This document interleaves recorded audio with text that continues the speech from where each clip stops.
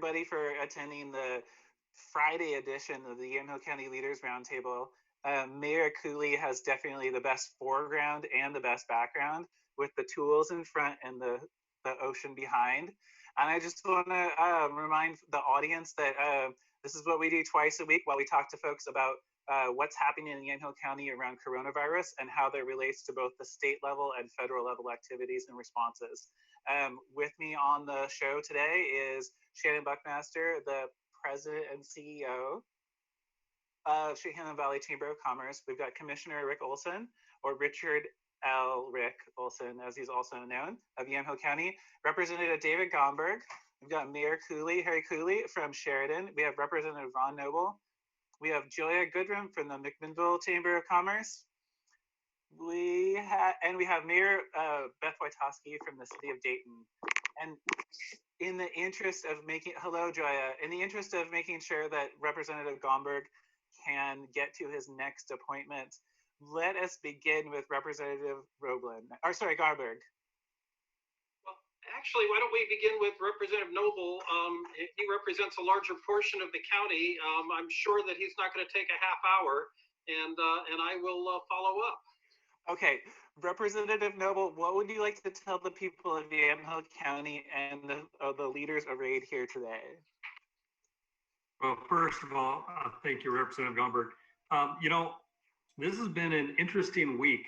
I think everybody would agree in trying to track what's going on federally with dollars, state with dollars, reopening different states, and then of course the governor's announcement yesterday and their plan for reopening. And it really brought back to kind of everything back home today in a meeting I was in as well earlier. We're starting to get to the point, right? I don't know if my colleagues are getting the same. I assume they are. I'm getting a lot of notes, emails, comments regarding it's too fast or it's too slow regarding the opening. We're opening too fast, we're opening too slow. I've had comments about we need to quarantine in a more strict way. We need to mandate masks. And then I've had people asking if we are ready to sue the governor and whether or not these acts are constitutional. And a lot of it's come down to those who have and those who have not, driven by fear. And it's really fear, again, that we're opening too slow or opening too fast. People start talking about harm based on COVID or harm based on economic downturns, and they're both real. Absolutely, they're both real. People are stressed. That brings upon depression.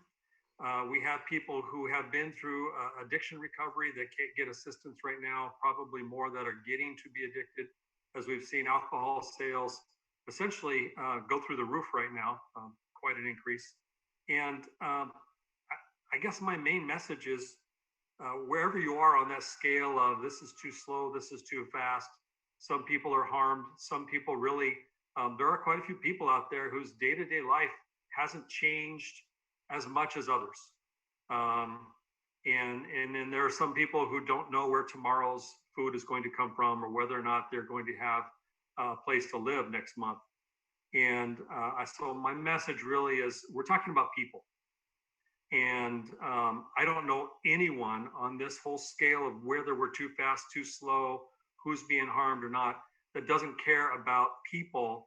And as we move forward, we have to keep in mind as leaders, and then also to everyone else, that this is really about people. And this is going to be with us, whether we open up quicker or we open up slower. This is going to be something we're dealing with for quite a while. I would suggest more than a year, probably more than a couple years, as we get our feet back on the ground to whatever normal looks like. And there are some people who are worried about what that normal looks like, and some people who I guess would like to get back to whatever we were. So again, just repeating, my main thing is we're talking about people. We've done a great job of mobilizing our communities to help one another, to assist one another, organizations, nonprofits, but people are starting to feel a little bit of stress, and that anxiety is still there. Don't forget, it's about people. So that's my message today, Casey. Thank you. Thank you very much, Representative Noble. And I think that that's a really good follow-up message to Mayor Wytoski's comments last week.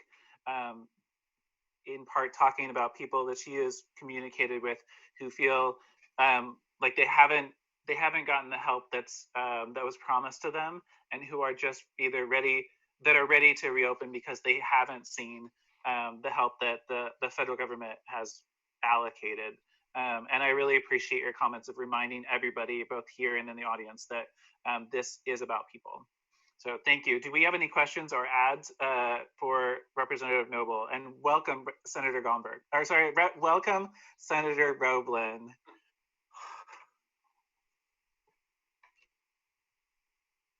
You know, Casey, to follow on with a little bit with what Representative Noble said, as I went out this morning, spent about 3 hours driving around the county and just driving through the different cities, driving through the rural area. I've noticed over the last 2 weeks that more of your restaurants and your food establishments are taking some pretty novel approaches to being open, but not being open. I know there's one here in McMinnville. I saw one in Yamhill that was actually, they were open for takeouts only, but in the community or the shared parking lot next door, volunteers brought in a bunch of lawn chairs and TV trays, and so they're set up with distancing out in the parking lot. So I'm not so sure, and most of them didn't have masks on, so I'm not so sure that people aren't finding good ways. So if you can go into a restaurant, get it takeout, and go into a parking lot and maintain your social distancing, I think you're going to see a lot more of that kind of thing. I've seen, I think it was a barber shop that what they did is they actually took their barber chair, one of their barber chairs, moved it out on the front sidewalk, made sure their waiting seats were 6 feet away. So, you know, I think we're going to see a lot more of those novel as we get more close and more people get desperate. Like, no matter where you sit on this reopening, I think you're going to see more people, number one, take more chances that they're not prosecuted. And I think you're going to see a lot more novel ideas of people are going to figure a way to open back up and skirt whatever the guidelines are. So that was just a comment. Well, Commissioner, I might chime in at this point if I may. And I couldn't agree more with my friend from McMinnville. You talk in terms of people that are expecting financial help and not getting it. And oh, by the way, that's now including our Oregon counties, because we have federal money that is coming down, but seems to be bottled up. And the latest information I have from the governor's office is that that they are not authorized to disperse those funds, and therefore a meeting of the emergency board is necessary in order to complete that task. That's the message I'm getting from Congressman Schrader and from the governor's office. I'll remind you that the emergency board is a subgroup of legislators that is empowered to act on limited financial matters when the legislature is not in session. I'll also remind you that Senator Roblin and I both serve on the emergency board. So that's one of the questions that's lingering out there, is how to get those dollars to counties, which you are going to need as we move into this reopening scenario. The governor announced the guidelines for the next stage of reopening yesterday. I won't belabor all of the points except to say that it will be based on individual applications from individual counties based on a series of criteria. So the next step for Yamhill County will be up to the commissioners of Yamhill County.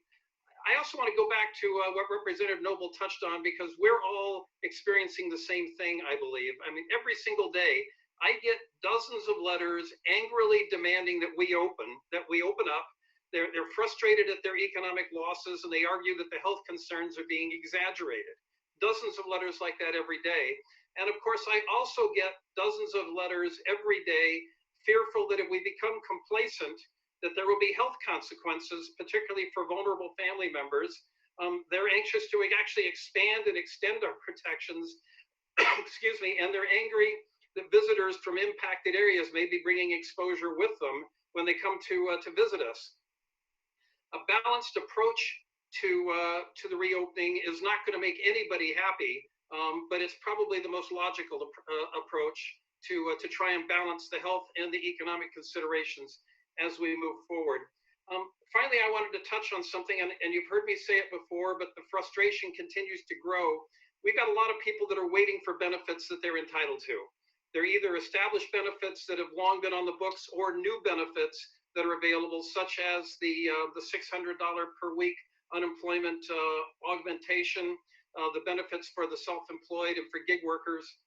And we still have 60,000 applicants who have not had their first claim processed, which means that when they come back the next week and the week after, they continue to get error messages. 60,000. You know that we have increased our unemployment staff from 100 people a month ago to over 600 now.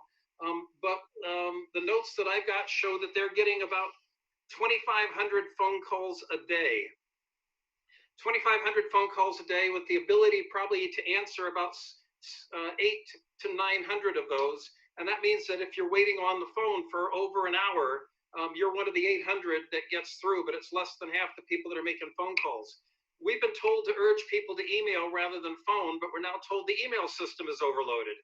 And of course, you can't walk in the door. So we've got thousands of Oregonians that are looking for help and have questions, and the system, despite the very best efforts of the people operating it, the system is failing them. So that leads to the kind of issues that that you are particularly concerned about, with an increase in stress, in mental health and domestic violence, in crime, alcoholism, and so on. We have got to do a better job of taking care of the Oregonians that are waiting in line for benefits that they're entitled to, and they're just simply not yet seeing. So I touch on that. The final thing I'll mention is that we legislators have been pleading for a special help desk that we can use when people reach out to us, because we get calls from constituents and we're in the same boat. We can't get through on the phone. We can't get through by email. We're not getting the answers that people need. We're looking for a special help desk designed just for legislators. Great, thank you very much, Representative Gomberg. It's good to have that strong response to the situation.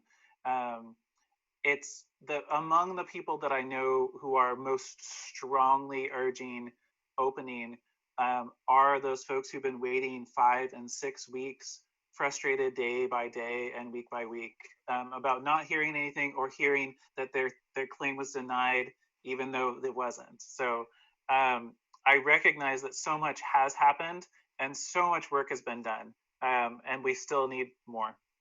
So thank you for giving us that update. And Abisha Stone was able to join us. Okay, so thank you very much, Mayor. Do we have questions for either Representative Gomberg or Representative Noble? All right, Shannon Buckmaster. Can I tell a story? I love stories. Here, it's a very frustrating one. You might not love it. I'm going to tell a story about a constituent who is a healthcare provider. She's a medical assistant at a local clinic of nurse practitioners. She was symptomatic in the middle of March and was sent home because she had the sniffles and was tested. And it took about 10 days to get her results. She was out of work for that 10 days. The results finally did come back and it was negative, but by that point, her daycare had closed. She has 2 young sons and was unable to return to work because of the shortage of childcare.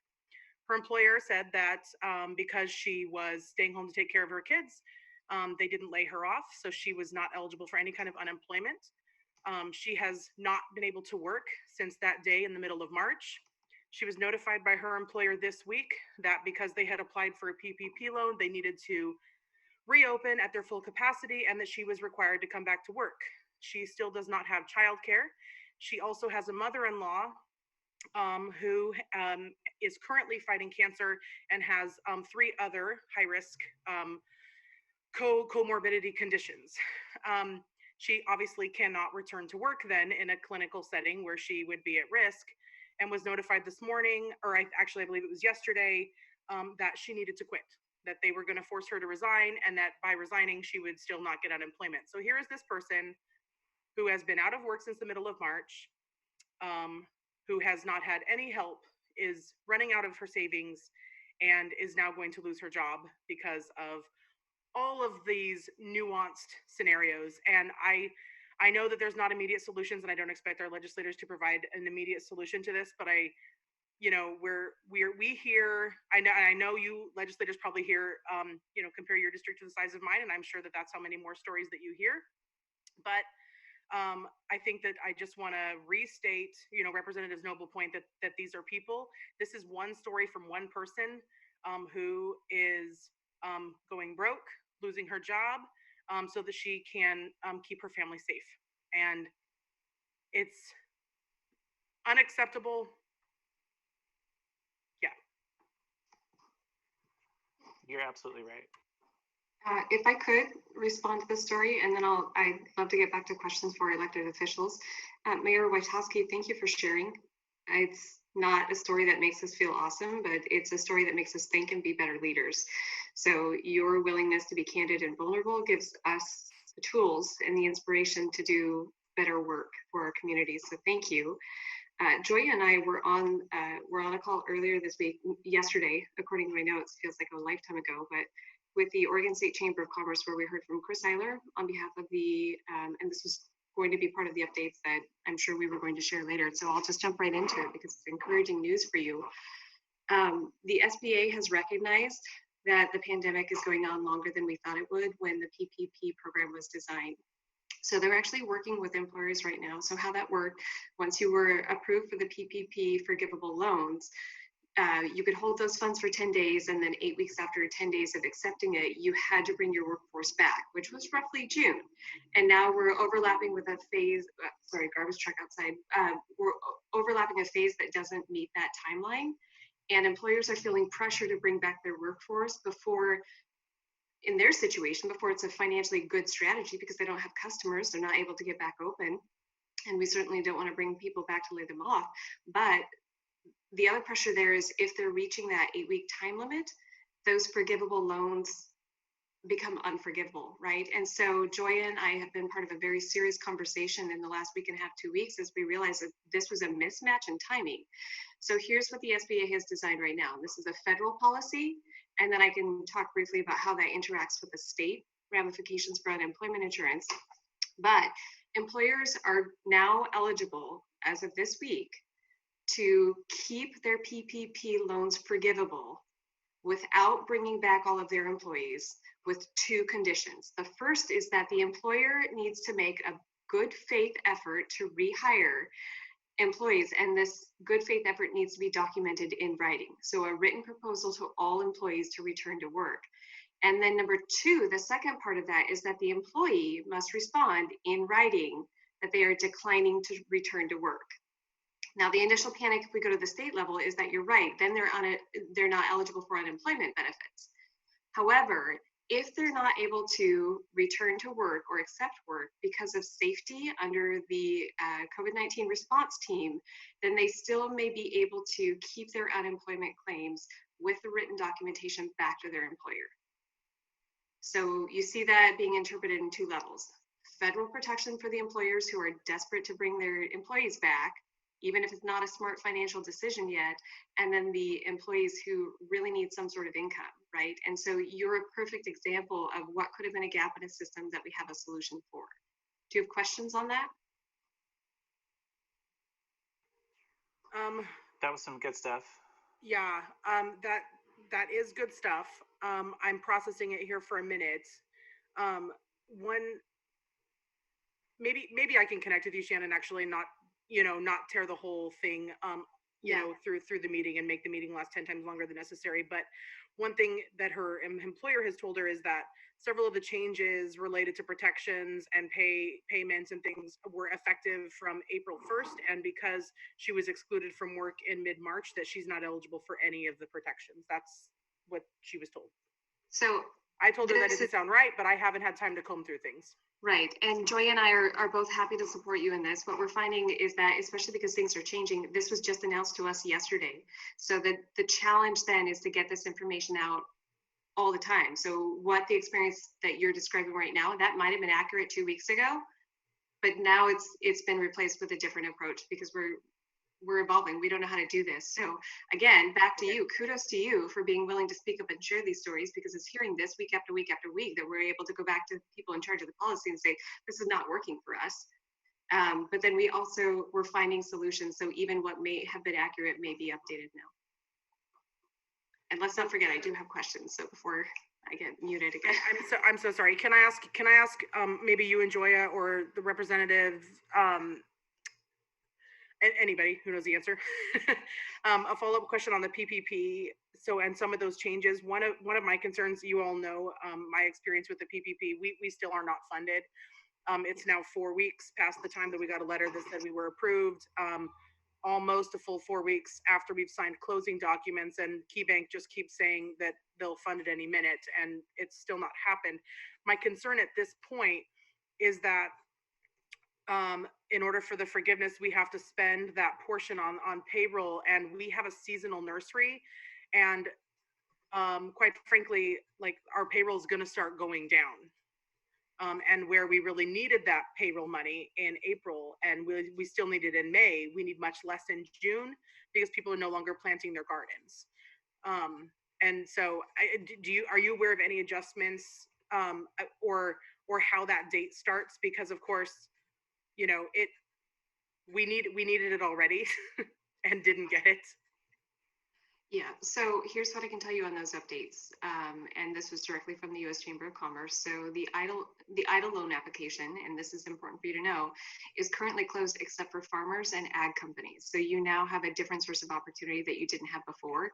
And they're also using those funds to go through and keep addressing round one applications that were received. That's the EIDL loan, and that is a loan, which means that's a financial risk for an organization. You will have to pay that back. Currently, over half of PPP funding, round two funding, has been spent. And we do expect those funds to be exhausted by next week. And there is currently no definite plan to replenish those funds. Even as the Senate is back in session, I think Gioia had mentioned this on Tuesday, they're discussing judicial appointments because they want a break. And so we're pushing back and saying no, because people didn't get what they needed to get. This is not the time to follow distractions to feel better. This is the time to stay engaged with tough conversations. So there is still a possibility that your PPP, anybody's PPP application that was initially accepted in the round one of funding could still be funded with round two of money. So they're still moving forward. And we did get confirmation too that all these big national companies we heard that received the PPP funding, who have given it back, that money is being recirculated to other businesses. So that was a straight turnaround. So there's a little bit of money trickling in, even while it's not enough money to address it. I know in conversations that I've had, and Gioia, I'd love for you to weigh in, but I have been advocating for an extension on PP funds and workforce support, again, because we have this, you can't really blame because we had no idea what to expect. I think we really did think we were going to be back to normal, but we have a calendar mismatch. So we need to adjust our policy again to make sure that the intended benefit of these programs has the intended result. So Gioia, I'm gonna let you weigh in. I feel like I'm talking way too much here. And I just wanted to note that kind of as the facilitator, I'm taking notes for the federal delegation right now. So if I'm a little bit absent, it's just I'm trying to make sure that you guys get your thoughts to them right now. Go for it. And that's true. There are a lot of businesses that are not going to be able to open by the end of June, and the delay in opening our state as well is going to be impacting them. So when they are faced with, how am I going to bring all of my people back because I can't open my doors completely, it's really going to be challenging for them. So yeah, if we could all kick up to our legislators at the federal level to say this is a huge problem, and see if we can extend even maybe into July or September would be even better. Because who knows if we're going to be full again.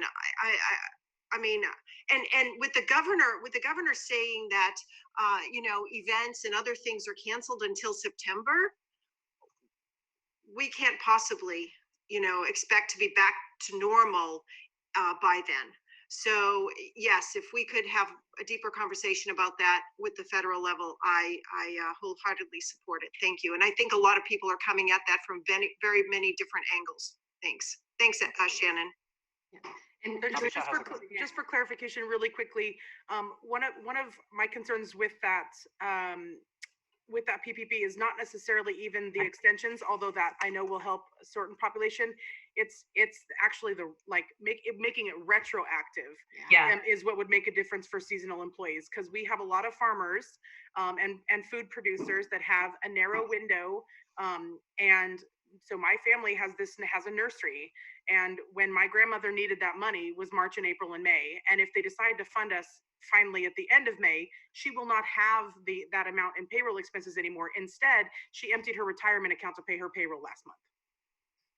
I think it'd be really great for a SAC to approach it like we did the unemployment benefits and ask for a retroactive policy to the date of the application submitted through the bank. Yeah, and that is what would make a difference for seasonal employers. That's a really great idea. And again, just to remind everybody listening in, part of the challenge here is that the SBA is a federal organization. That's for everybody in the country. And states are really looking at a reopening plan on an independent state by state basis. So there's an automatic disconnect because we're getting one size fits all policies for something that doesn't fit our state, our businesses, and our employees. So I just wanted to interject real quick that I had understood that there was some retroactive use language in the PPP program, and I'm trying to find that right now. My memory was something about it being retroactive until February 15th, and that was how those funds were used, right? So not to say that you can retire debt, which businesses might be incurring as they try to cover their payroll. However, organizational funds can be somewhat fungible, and if they're able to cover those funds and then use these funds to kind of retroactively firm themselves up financially. So I'm going to dive into that real quick and just trying to answer that portion of your question, Mayor Wytoski. That would be great. The February, I remember there being. Yeah. I remember the February language being for how you calculate what you're asking for, but I don't recall it being for when you spend. But I could have missed that. I haven't looked at it for 6 weeks. Yeah, well, and I may have misinterpreted it, but I think if we both go back and look, that's worth digging into. Yeah. That sounds great. Thank you. Shannon Buckmaster, do you still have other questions? I do. I have really important questions. I think they're important. Other people think they're important too. Okay, so the idea that we are reopened by county, and then we're watching the governor's staff PowerPoint, and very quickly it's going through the slides. They mentioned on the slides that we're reopening by county, and that's a very clear process that it's up to our county commissioners to verify that we have sufficient PPE, that we have contact tracing, that we have all of our both reported cases in line, and that we have all of our other health and safety proposals. And when we have that, it's still a decision by our commissioners. You may have all those things in place, correct, and still not move forward with an application to the governor's office to reopen. So that was very clear, but then what wasn't clear is the next slide still showed the different health zones grouped by regions to reopen. So with all due respect, I completely hear what you've been telling us for weeks, Senator Rowland, that the coast is not ready to reopen. However, we're in a very challenging position that Yamhill County may be in a position. We have overlapping legislative districts, and we're grouped into a health zone that may make sense on that level, but may not make sense on an economic development level. So one of the biggest goals that I woke up with on this beautiful, bright Friday morning, again, no concept of time anymore, is Yamhill County prepared to petition to open there, and can we carve out as an exception if we need to protect our neighbors on the coast? So I'll dive into a short version of that one, if you don't mind, Shannon and delegation and commissioners. My understanding, and again, Commissioner Starrett will also be able to weigh in, as will Commissioner Olson from the county's perspective. But as far as I understand, when we submit our application to the governor's office, OHA will be looking at the health region components to make sure that not only do we meet our metrics, but the health region meets its metrics. So it's not actually a matter of whether the coast counties are also applying and are meeting it. It's whether the regional metric is being met. And I had a conversation this morning with the chair of Lincoln County they are submitting their application by the end of the day. So at least for that county, they're still going to maintain control over some of the short-term rental kind of stuff. But from that perspective, does that make sense? It does. So it's Okay. it's not either or, it's a both and conversation. Exactly. Yeah. Okay. Okay. And Anybody with else? That, oh yeah. well, I have one other question, but before we get off this, biggest question we all want to know is Yamhill County planning to apply right now? Where are we in that process, and how close are we to our safety goals, and what is the priority of our commissions? And I say that without asking for one response or another, because I know it's a delicate balance, but I've gotten over 30 requests just today from our businesses. Are we planning to apply to reopen? Commissioner Starrett. Yes, Shannon. I want her the opportunity. And Commissioner, can you hear me? We can, Commissioner Starrett. Okay, great. Okay, yes. The reason why we don't have a plan submitted already is because we are required to have 24 hours notice of a public meeting. So the notice will go out on Monday, and I'm assuming that all the commissioners will be available for Tuesday's special session, at which point there are a couple of things that the county needs to submit, and that is a resolution, which is ready to go. I submitted that to our administrators last night. And then there's also basically a roadmap. There's a letter to the governor, which I submitted as well. And our Health and Human Services Director, Lindsay Manfred, has been keeping track of all of the other requirements that the state is asking for. So what we'll do is, and I'm assuming that this will go smoothly on Tuesday, is that once we have all of that information in front of the board will then vote and then be able to submit that information literally, electronically, literally that afternoon. And then once it's there, they've told us it's pretty much whoever has submitted prior to this. We haven't submitted prior to this because we didn't have all the information. We're still waiting for a couple of different pieces, but I have to say that we have been keeping track of everything so that when it came time to pull the trigger, we were able to do this quickly. So that being said, I do want to say that each county's plan is not going to be materially different because we were given requirements of what we needed to do regarding public health metrics and various things. We have to submit letters from the hospitals saying that they are able to handle a surge of 20%. We have to show that we have PPE supply. We have to have the county public health officer, Dr. Koenig, sign off. So we've checked all the boxes. They're ready to go. And it really is a question of the commissioners agreeing to this and then doing this on Tuesday. So it's as quick as we could possibly get this thing put together, and just know that this is uppermost. There's nothing more important right now. The other thing is I've been getting, emails and phone calls from people saying they don't like some of the rules and regulations. But the bottom line is they're not our rules and regulations. This came out of the governor's office, and we don't really have much say in any wiggle room in changing the guidelines and prescriptions, so to speak. So while, I've been taking a lot of heat from people say, I don't want to give my name and number at a restaurant. But that, again, this is not something that the board came up with. This is something the governor told us we had to do. So the shorter answer is yeah, this is going to, I'm assuming, happen next week. And the other thing is that we don't have to wait for the governor to approve our plan to open up several of our parks.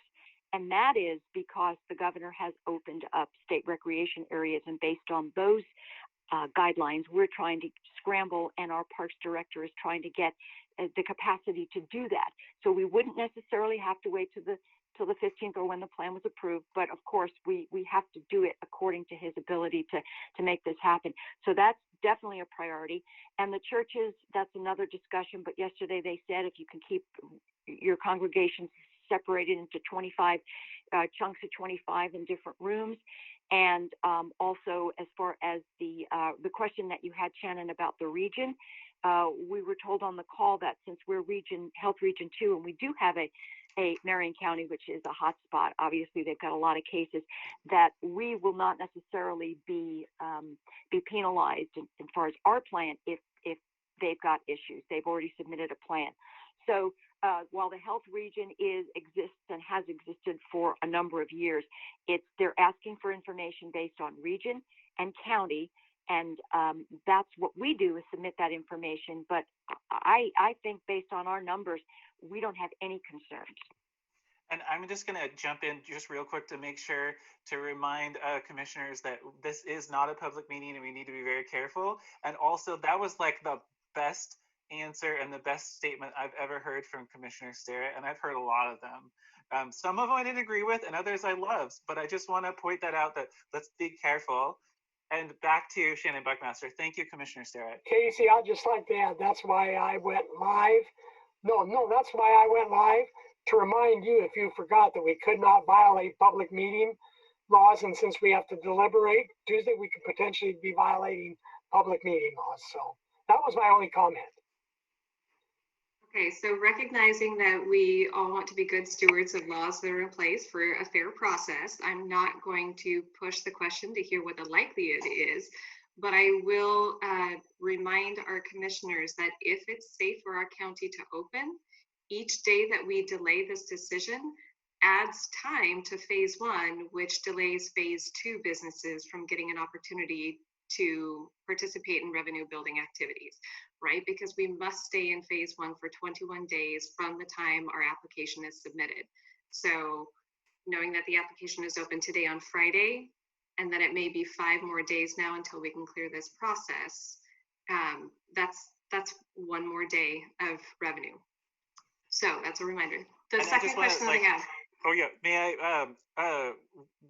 It's super awkward and challenging to make these meeting announcements, especially on this call. I just want to acknowledge that I believe that Commissioner Starrett made it clear that from her perspective, Tuesday was the earliest. I just want to clarify that. Go for it.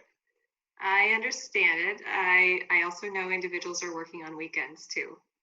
And some people who are not getting benefits are really desperate for a paycheck. And if it's safe, we need to get those businesses open, if it's safe. That leads me to my second question. And it might sound like I'm going to do a 180 and totally come at it from a different angle. So what's going to happen then if Yamhill County opens and Newburgh and McMinnville become a hotspot where you can get a haircut, you can get a bar, or you can go to a bar, you can sit down with friends at a restaurant? How are we going to protect ourselves against specifically metro counties? Because especially Newburgh, we're right across that Washington County divide. And we know that the high density metro counties are the most likely to be delayed in reopening, right? They're going to be the last ones that have what they need to reopen. So until then, how do we protect our businesses from an influx? We saw it at the coast, right? People came in and there was everything from exposure to the virus, but a reduction of goods, grocery stores, produce, retail shops. So how are we going to protect our county if we open before our very metro neighbors? Commissioner Starrett, you're unmuted. You want to give that one a shot? Yeah, and that's a really good question. I think this cuts both ways. Obviously, we can't, if we're going to mitigate for the economic devastation, we have to remember that with that, there's the risk. So there's the risk reward. There are other counties that have been open for business, and I know people this weekend who are taking advantage of that. So I think that when I for instance, if you look at the fact that if we would not had outbreaks in grocery stores or places where you've got lots of different people coming through, and the workers there we've not seen any significant incidents of this transmission in large areas like that. So I think that's a good sign. We also know that we do have that built-in 20% surge should we have a situation, not that they would necessarily be here requiring hospitalization, but if everybody's practicing to the best of their ability all of the protocols and being smart, and vulnerable people are not getting in the car, elderly people with comorbidities getting in the car and driving out to Newburgh to go to the Black Bear Diner, then I think we're in good shape, because we can't protect for those populations, but we can allow for resumed commerce for the rest of the people who are not sick. So either we open or we don't, but we haven't really seen that that being closed. If you look at the places that have opened, we haven't really seen that concern being coming to fruition. Thank you, Commissioner Starrett. And Thank part you, of the concern coming into this, especially after the OHA released information on exposure in cases by zip code, we really can see that these high density areas that are not opening as quickly as some of the rural counties, it's because they have higher infection rates. And so we're literally inviting the most active populations, or not inviting, we are tempting the most active populations to come into rural communities where we've created plans that protect a rural population, but these are not plans that are going to sustain the exposure to these very dense metro areas. So it's an impossible balance between, let's get some people a paycheck, let's do it safely. But I wonder even if it would probably, well, and I'm arguing with myself, and hopefully you have the same tensions in your minds as leaders too, because if anything, I mean, we're a tourist region, so we thrive economically on people who don't live here bringing their money to our towns. We want people to drive in for the day or a weekend and spend their income with us. But I'm concerned also that in the plan that we submit by the county, we need to make sure that we're safe enough, and even within our surge capacities, that we recognize we're going to become the new favorite playground for everybody else who stays closed. And I see Commissioner Starrett, but I also wanted to give the other folks here a chance to weigh in on that question too. Go ahead. Commissioner Starrett, would you like to begin? No, I think it cuts both ways, like I said. So somebody else want to take a stab at it? We can't do it both ways.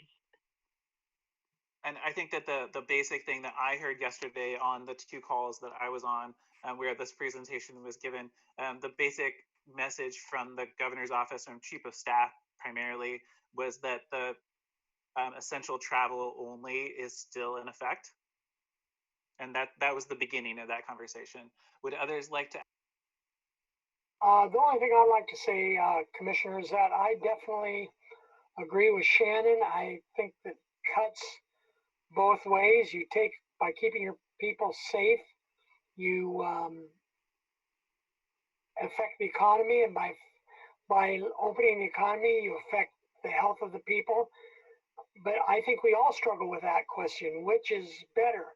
I mean, I'd like to be able to just shut down Yamhill County, other than to Yamhill County residents, but we know we can't do that. We know we have state highways going through Yamhill County. We have, I mean, there's just so much of it. I think it's one of those. I'm not so sure there is a really good answer. I think our plan will do the best it can do, but other than that, I don't know if there's a good answer. And Senator Robian, do you have anything to add, considering that you share both a lot of the coast and a little bit of Yamhill County? Yeah, I just had a webinar with a lot of people across the state, actually, with UI and with Horner was there, and a whole bunch, and a lot of these questions came up. And I guess what I would say is that we know that any opening up is going to create the vacuum that pulls people in, and that's why you have to follow the health regulations. And I think the thing we ended with in our conversation just an hour ago was we just have to continue to work on being better human beings in this whole situation, and recognize that if people are going to come in from those other areas, if they're wearing face masks and they're doing all the other kinds of stuff, and they're being respectful of the workers in our counties, they can probably do it safely. But if we see an influx of people who took over the grocery stores and didn't care about whether they were wearing masks or anything else that happened on the North Coast, you're going to make a fear in those rural areas that you don't want those people coming back. And that's something we have to encourage with signage and other kinds of stuff. We'd love to serve you, have a mask. We'd love to have you come by and visit, stay 6 feet away, do the other kinds of things. if we can get people to visit our places and follow the guidelines that our health departments are telling us are important, we have a chance of making this work. If people don't, and we've watched around the country as some people did and some people didn't, they opened some beaches and some people put little markers all the way around, said stay out of our 6-foot area.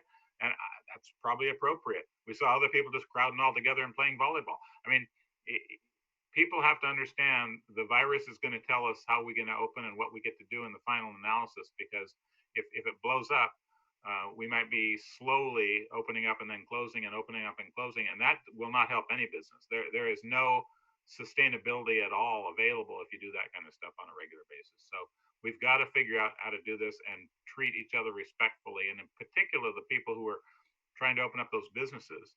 We need to make sure we help protect them. It's our responsibility to keep them open. So I hope we can press that message a lot again. And there's one other thing I'll mention, and then I think the rest of the legislators did a good job of doing it. But in our talks, we gave $5 million from our emergency board for small businesses, and Business Oregon came up with another $5 million. Today, there will be an RFP out for local governments and small, actually it's all local governments and other organizations.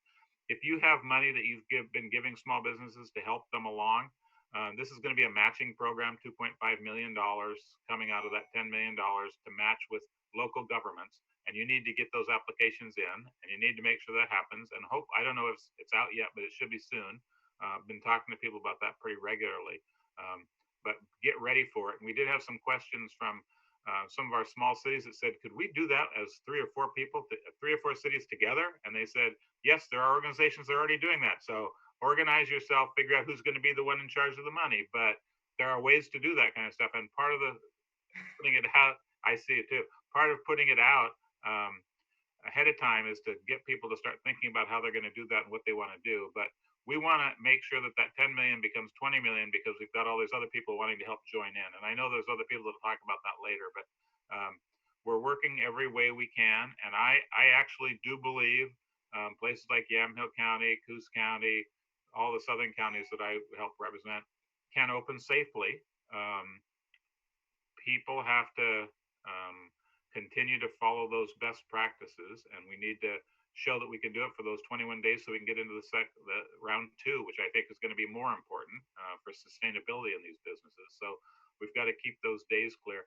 And I don't think anybody's going to be accepted to open up until after the 15th. So if you get it done next week, you're still in process to probably be there the whole period of time. So the doing it quickly but thoughtfully is really, really important, and I appreciate the conversations, and anything I can do to help, let me know. But we continue to try to find ways to make things work. And I really appreciate Shannon's explanations because I just heard from Merkley's office, they've been working really hard to try to get these extensions for that money, because the goal was they were going to get it out fast and people wouldn't have to lay people off, but it didn't come out fast and it didn't get to people. We consistently have talked to the governor about getting money down to you from this other money. The problem that we had in the state level from the very beginning, including my coronavirus committee, was that we couldn't get the federal government to give us all their guidelines. So we have been in the place where in the past we've spent their money and then we found out we didn't do it exactly right and they asked for it back. So we don't want to put ourselves in positions where we use federal money and then have to pay it back afterwards because we didn't follow whatever guideline they put or connected it to. And that's been very frustrating for our people at the state level, including our LFO people, to get answers clearly enough that they feel good about spending any of the money. So I hope we get some more clarification on that too as time goes on. But thank you. Thank you very much, Senator Duke. Are there follow-ups or questions for Senator Roblin while we have him? Nothing? Okay. It's nice going last. Well, hopefully, yes, exactly. So thank you, Senator Roblin. It's really as now a member of your health region that's shared with other people, I'm really glad to know that. And I'm really glad that we can work together and also work with Lincoln County. So I would love to hear from Abisha if we could. She probably has lots of things to tell us at this point, including maybe more information on that matching. Yeah, so thank you. I do have a little bit of information to share, not a whole lot actually. That's why I joined the call late and was under my husband's Zoom account. He used my laptop and I couldn't figure out how to get off of his account. I do have a question I just formulated for Senator Rowland around those funds that we just heard about in that previous call I was on. Do you know how the state, do they have a methodology for the distribution of those funds for equitable distribution throughout the state? And the reason I ask that is because I understand cities, counties, so individual jurisdictions, councils of government and economic development districts can apply for those funds. I'm curious if there is an equitable distribution model that's been developed, or if you're aware of anything like that. We had that conversation that we wanted to make sure this gets out to all over the state. I heard from both Leah this morning and from Business Oregon that is definitely one of their high priorities. They got the message. We did not hear about a formula or any other way of doing that.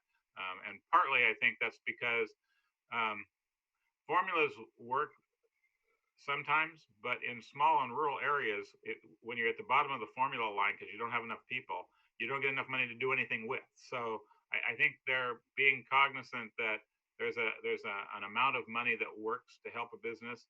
There's other amounts that don't do anything for them. So making sure that it's distributed statewide and it doesn't all go to Metro or the I-5 corridor is important, but I didn't hear a formula. Thank you for that. So we do have a consortium, if you will, of Mid-Valley Regional Economic Development folks who've been coming together to try to identify sources of funding for Marion, Polk, and Yamhill counties. And we were just on a call with our state representatives, both Denny Houle, our Business Oregon Regional Representative, and Jody Christensen, with this group who's regularly convening, and learned about those funds again just right before I got on this call. So very preliminary information. It sounds like the RFP will be coming out by end of day today, and there will be some sort of a training offered on Monday. And we are in very early conversation on how we might join forces, if you will, and try to secure some funds for this region. I know that we're stronger together when we apply for those sorts of funds, and to create some sort of a regional program for distribution to our businesses that really is considering the next phase of this recovery, trying to absorb what already has been offered, what's been offered but hasn't been accessible, what's been impactful, and what that next step of need is. And that's a lot to digest and try to figure out, but we're certainly stronger together. So there will be an effort to do that. And though SEDCOR independently doesn't qualify for those funds, certainly many of our partners do, as the Council of Government who participates in those conversations with us. So more to come on that. We also have been actively seeking funds from other sources, looking at the CDFI funding through OCF, and have had some success in our application with them. So I'll be following up with this group when I have information that I can share, but the intent is to let you know that this regional group is acting very aggressively, or at least assertively, to try to identify and secure funds for our region. I also wanted to share with you an update on the SEDCOR exchange, formerly known as the Craigslist. So we will have a tool that we can use and actually walk through with folks early next week. We have been really active in developing the program and partnered with some of our regional industry partners, so some of our manufacturers, to start building data into that, and found some opportunities for improvement. So we are currently building some data into it that is being provided by these manufacturers about their specific types of product. We've also started conversations, and I will be following up with both Shannon and Gioia around whether we have an opportunity to create some sort of a joint buying program for our smaller buyers, so that these manufacturers aren't overwhelmed with small one-off orders. We're identifying that their minimums that they really need to be working with in order for their systems to run properly are much larger, obviously, than an independent restaurant or hair salon is going to purchase on their own. We want to partner with distributors so that we can get into the standard distribution model for supplies for these business sectors, but I do believe that there is an opportunity here to create some sort of buying groups, and more conversation should be had on that. We have also been contacted, and Commissioner Kulla, I appreciate your connectivity, by some other jurisdictions asking if they can participate in the work that SEDCOR is doing on this exchange and start populating their businesses into the exchange as well. I also am aware of some work that's being done at a state level for a similar program. That's a statewide program, basically rebirthing an old program from many years ago, and maybe Senator Robian or other representatives are more informed on that than I am. It was before my time. There was some other sort of a state system that was a purchasing portal. And it sounds like they're rebirthing that, and they're distributing that tool statewide. However, we have also been advised by our state partners that a very local yet regional tool would be extremely valuable, and that we should continue moving forward. So we are. And I think that's it for me. A lot of great questions have come from the panel already, and so I appreciate that. Great, thank you very much, Abisha. Are there questions for Abisha? Further details? Okay, great. And Abisha, I'm going to connect you with Lincoln County Board of Commissioners too. So, you know, you're going to be very popular these days. Okay, great. Thank you very much. Before we go on to mayors and Commissioner Olson, Gioia, is there anything that you would like to add right now? Okay, great. Thank you very much. Gioia has been such a consistent advocate for businesses in the city of McMinnville, and I just want to put that out there, that to the viewing public and to the people here, thank you. Thank you. Yeah. All right. Mayor Cooley, what would you like to see tell people in Sheridan and the surrounding areas and here today? Well, first of all, thank you, because you answered my question about our phase 1 application quite nicely. So that was good. So, you know, they're excited here, you know, about getting some things back open and getting back towards some realm of normalcy, whatever that's going to be in the future. So just to encourage people to continue what they're doing. I was excited to see when they started publishing the COVID information by zip code, that we don't have any, and we want to keep it that way. So just keep doing what we're doing. So thank you again. Sorry I missed you on Tuesday, but I didn't see the memo about the time change. Thank you. Thank you very much, Mayor, and thank you for joining us today. And I liked watching you do things. So, Mayor Wytoski, what else would you like to tell people today? And are you going to make me cry? I don't know. We'll see. I'll try not to. Well, I'm going to tell you all as my friends, now that we've developed great relationships. You got to see my little baby, and today is her 2nd birthday. And babies are always miracles, but she is a special miracle because she followed several miscarriages, including 2 very late ones that I had to deliver. And so she is just super special and is going to be able to get away with anything for her whole life. Anyway, and today is Annalise's birthday. And anyway, that's part of, so yeah, I'm trying to cook, and my big kids are playing in a sprinkler outside and pushing each other and fighting. And so that is also why I'm stepping away, because I have, you know, 3 of them. So there we are. You know, one thing that I want to tell the community today, if any of my community watches this, is how incredible they've been this week. I've talked about schools a lot. One of my roles at school this year is to coordinate our graduation. And so I've been working really hard to try to find really creative solutions with lots of challenges in my way. And we came up with a plan that I am ready to share with you today. And it is actually kind of 2 portions to our ceremony. One, my students really designed.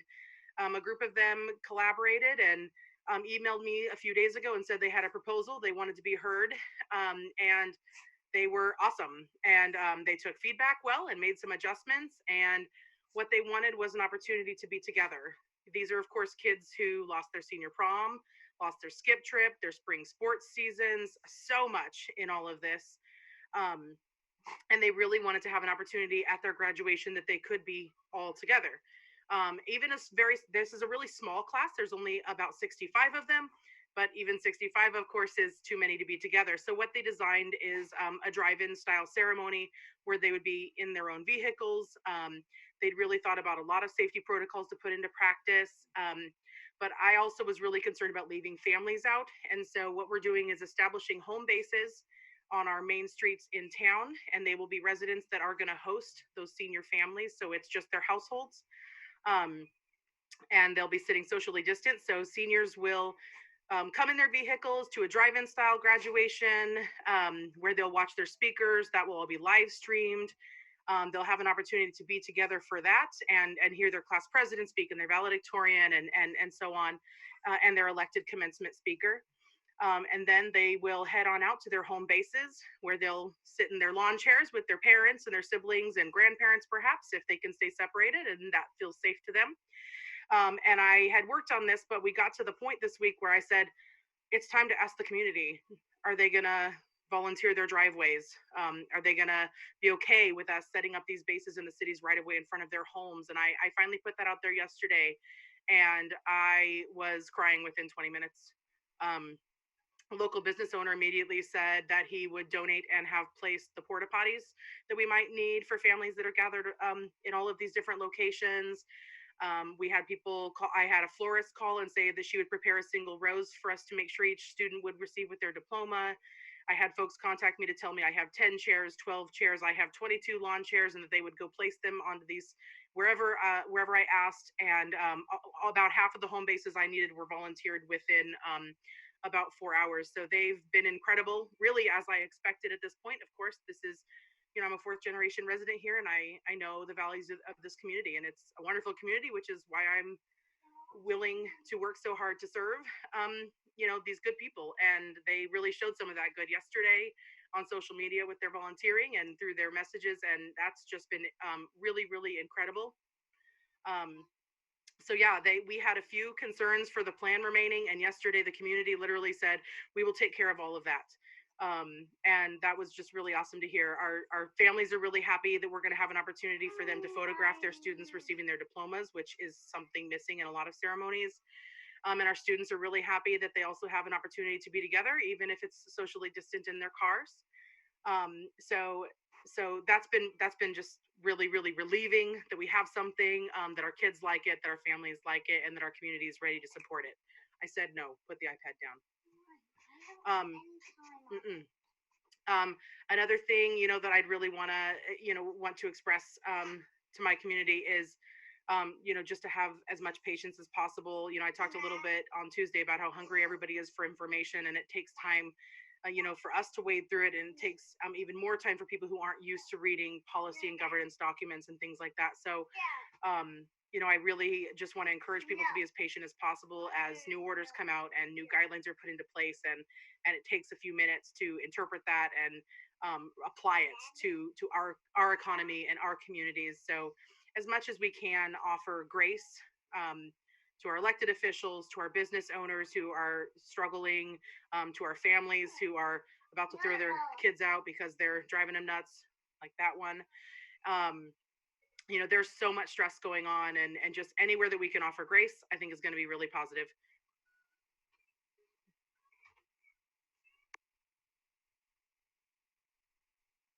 Apparently, I'm still learning the mute function. Thank you very much, Mayor Wytoski. And thank you for doing that work. It's really the combination of your school teacher work and your mayor work right now. Just keeping your community both sane and informed right now. So thank you for that. And I see it. I'm on all those Facebook groups too. And I see your interactions with so many people at like a really deep level of connection because of your time there. So thank you. Commissioner Olson, what would you like to tell people in the community today? Well, I love listening to these conversations and these, especially our cities and our partners report, because as a prior small business owner and a 6-year chamber board member and 2-year chamber president, I definitely feel the pain of all of our small businesses. But what I really like to say is I found that this year, after 42 years being involved in governmental budgeting, I felt this year was probably the most frustrating year for me for budgeting for two reasons. One is the way we did our budgeting, where it all had to do where the managers actually presented online and we didn't have our managers and our department managers involved in it. And I found that very frustrating, along with the fact that the most frustrating part is I really expect we'll be back in June, because doing our budget based on not knowing until the third week in May what the governor's revenue forecast will be and the kind of reimbursements we're going to get from FEMA and every other federal agent, depending on that, that will definitely impact our budget. And I think if there's a lot of negativism that comes out of that, we will not be able to maintain the budget the way it was written. And unfortunately, one of the things we do at the budget committee is we look at community requests for funding of certain programs. And this is the first year I ever remember that because of the lack of a revenue forecast and the lack of knowing what we're going to get from FEMA, that we actually had to put off telling those organizations and those partners, we had to put that off because we don't know what we're going to be able to give them. We don't know if we're going to be able to give them anything at all this coming year. And but we feel there's certain areas that are definitely important, and there's certain areas that probably aren't as important as others, but we're going to have to put them all off to let them know. So I think as a county, we're going through the same issues that any private business went through. Is there's so many uncertainties that we don't know yet what our budget's going to be. So it's hard to plan for a budget for your spending if you don't know what your revenue is. And with video lottery definitely down a lot, which funds a lot of our grant programs. We know we have our contract with SEDCOR, which is a normal contract, but we don't know what we're going to be able to do with grants because we just don't know. And that's what's frustrating to me, is that what this has wholly created was to the local government level with the cities and at the state level too, but the cities and counties not being able to do an accurate budget because we don't know what revenue we're going to have coming in. So that's all I have to share, Casey. Great, thank you, Commissioner Olson. It's definitely a lot of uncertainty around the budget. And I want to say that I really appreciate the folks, Shannon, Buckmaster, and Gioia, Goodrum, for really being the voice of businesses in each of your communities and across the county. Really, Abisha is across the county, but the three of you have kept us informed about way more people than we can ever connect with on our own. And maybe a little bit more of a, like, here's everybody's voices rather than one really loud voice. So I really appreciate that as we go forward. Thank you very much. And as we go forward with potentially a reopening plan, I also want to acknowledge that we as county commissioners need to hear from Mayor Cooley, and we need to hear from Mayor Wytoski kind of all along the way, because you are, again, the elected representatives and the heads of your state, your cities. And so for us, we need to be knowing what you're seeing, how your residents are feeling as we go forward. And to the residents of Yamhill County across the board, thank you very much for your patience in this really, really challenging time. And everyone here on the call, again, is working for you every day of the week. So thank you very much. Any last thoughts? All right, thanks, Senator Robian, for joining us too. Again, I really appreciate it. And we will see you on Tuesday, everybody, unless we have a special meeting at the same time. All right, bye everybody, and bye Yamhill County.